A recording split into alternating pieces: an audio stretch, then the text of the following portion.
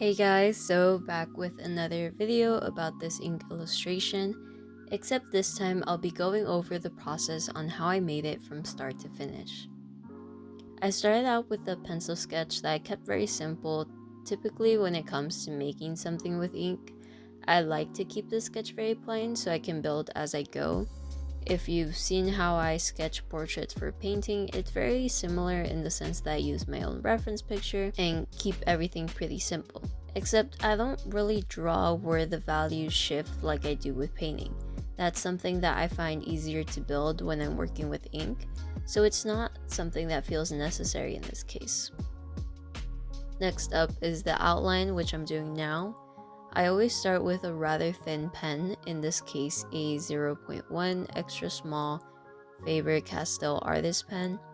This allows me to establish all my lines while also giving myself an opportunity to thicken the lines later on when I start shading, and just generally allowing me to keep lines thin and light in areas where there isn't shadow. Now this is generally the easiest stage as it's just following the lines I made in the sketch. I do my best to keep my hand steady, and as someone with a naturally shaky hand, that just means going slow and really limiting how much my hand actually moves, instead letting my wrist do the work. This allows me to get those smooth straight lines. And in this outline stage, I'll also add in things like seams on the clothes, lines from the folds, and small little textures that I know I want to incorporate. I'm not super strict in my process in the sense that I outline everything and then I shade. I really just go portion by portion, going with the flow. For example, with the pants, I've already added a tiny bit of shading just in areas where I know I have a shadow going on, and it really just is whatever feels right at the moment.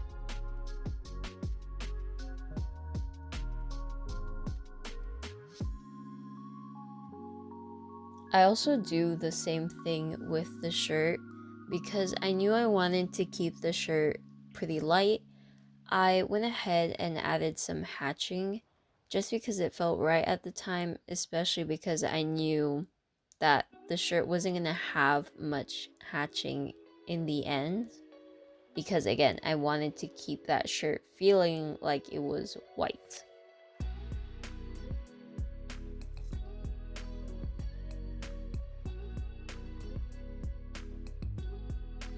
And I change up the lines first in the direction that they're going and how they're spaced out and such, really just following the form of those folds.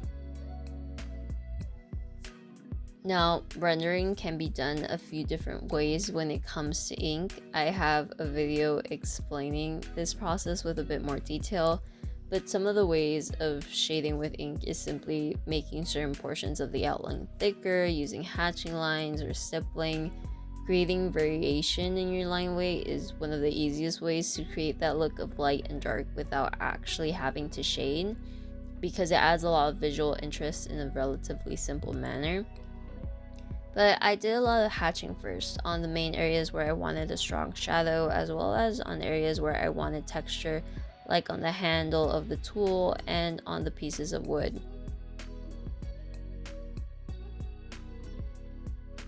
The added benefit of creating texture on wood is that you don't have to worry about steady and straight lines like the ones that I use with the bricks. So it's a little bit less pressure, and I also make sure to really keep those lines thin and kind of create those grooves that you would see with wood.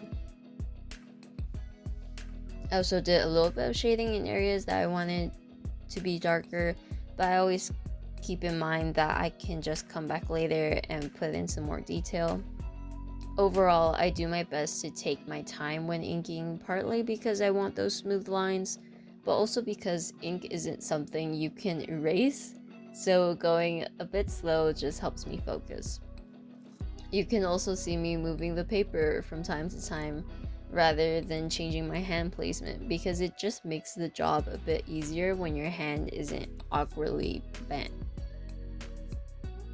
So I keep going with the outline, inking the shape of the bricks as well as adding the smaller details like roofs and slopes that these bricks had. And like I said, I do a lot of jumping around.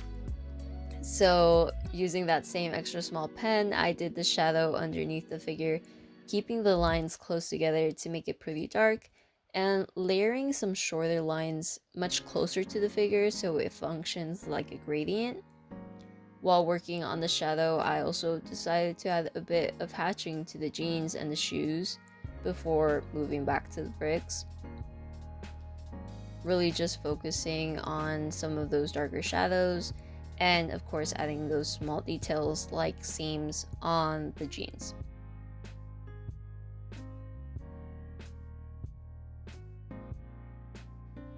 And again, it's the same process from the rest of the inking. I go slow, keep my hand steady, and add in a bit of hatching where it feels right.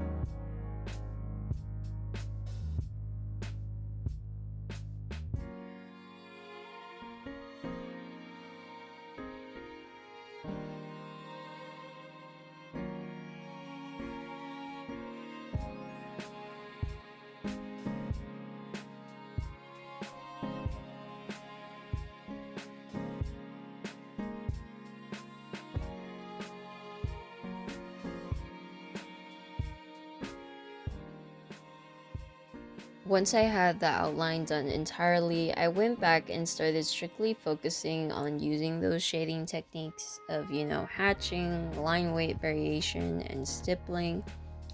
I used the 0.3 Faber-Castell pen in areas that I wanted to make dark, but not too dark, like the knee pad or the hair, where I still wanted it to be those individual lines and have some tiny white spacing in between each line.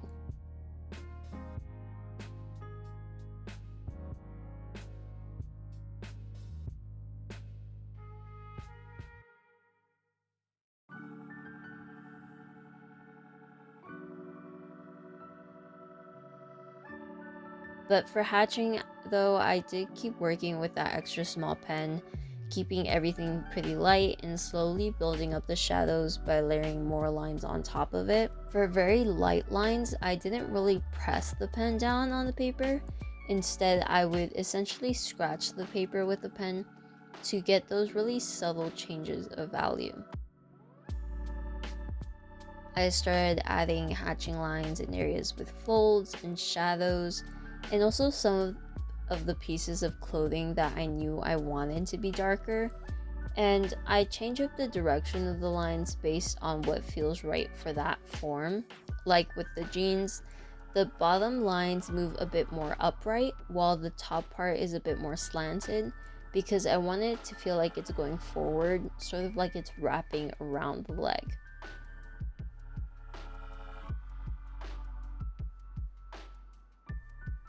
And again, I'm using that extra small pen, layering thin lines on top of each other, changing up the spacing between lines, the direction, to create something that feels a bit more three-dimensional. Now, taking a break from hatching, I decided to use stippling for the ground. Because I had dirt in mind for that area, I wanted it to feel a bit more grainy than what hatching lines might have felt like. After a lot of time stippling, which is shortened for the sake of the video, I went back to hatching, adding shading where I felt it was necessary. I did use the stippling though to fix one of the bricks that was a little wonky when I first outlined it. Again, I always try to keep in mind that I can't take away from the ink that I've already put down, but I can always add. Because of that, I do my best to keep my lines light or spaced out and then go back in to create those shadows.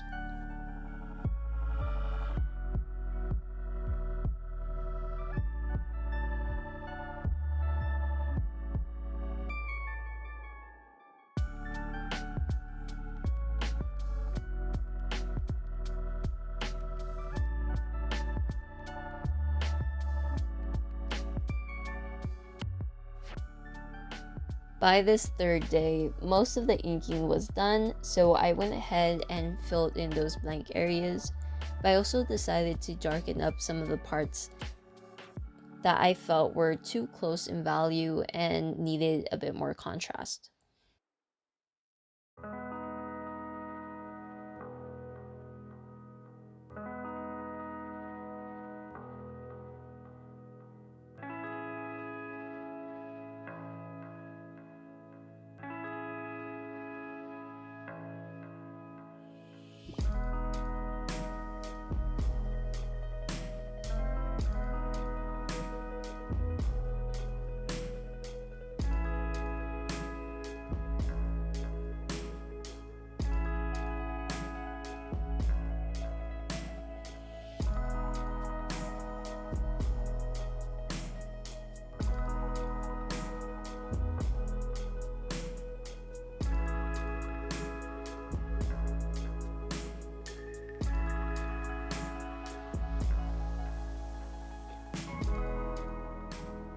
I wanted the shirt to be light, but I still felt like it was flat and needed a bit more shadow, especially when I compared it to the reference picture.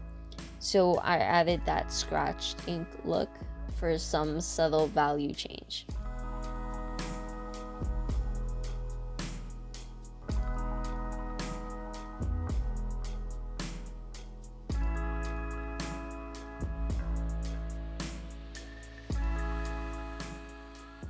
Now, once the inking was actually done and I felt comfortable with it, it still felt like something was missing, so I decided to add charcoal.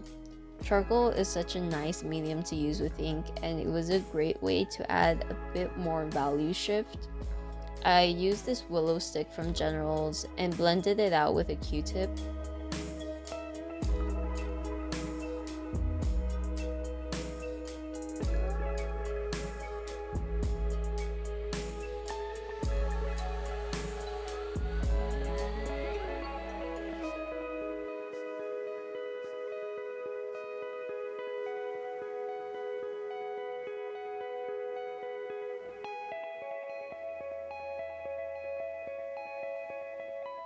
In areas like the shirt that I wanted to keep lighter than other parts, I would just use whatever charcoal the Q-tip had on it, rather than adding in more charcoal directly with the willow stick. And that's just a really easier way of getting a light value shift. While in areas that I wanted darker, I just continued to layer some more charcoal on top, blending between each layer of charcoal.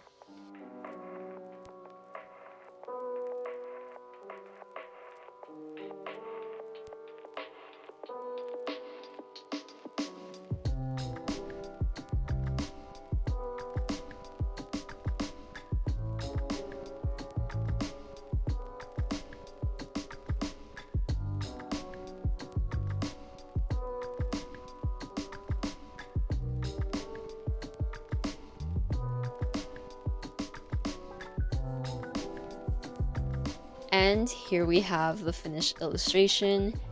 But yeah, I had a lot of fun making this, especially because I hadn't worked with ink in quite some time, so it was a nice change of pace and a nice break from painting.